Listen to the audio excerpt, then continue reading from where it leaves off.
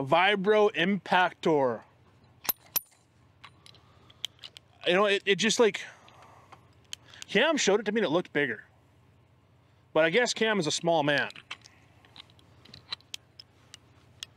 I am really wanting to try this. Because what I want to do with this is try beating kingpins out of it. We got the kingpin press at work, and sometimes, and honestly, we struggle getting kingpins out of boosters with it. So I'm wondering how this thing would work. I mean, can get f***ed up, but if Cam can push out equalizer bushings, bars of a dozer, this should be able to send out a kingpin out of a seized up booster axle. What in the f***? Hold up. Is this motherfucker oh, it's indexable. That's why I struggled getting it in.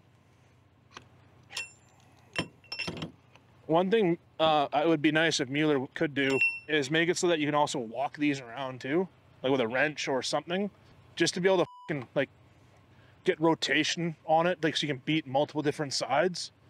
The snap-on one, a couple bits are indexable like this so that you can't rotate it and it doesn't spin while hammering. That's pretty sure the point that they did this. And I mean, it's indexed right into the barrel, but some of the bits, it's nice with the snap-on one that you can actually walk it around to be able to hit all sides and not have your hammer walking around beating up the outer parent bore.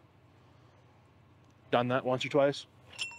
But I'm excited to try this. Cam gave it a really good review, so if it's lackluster, it's all Cam's fault.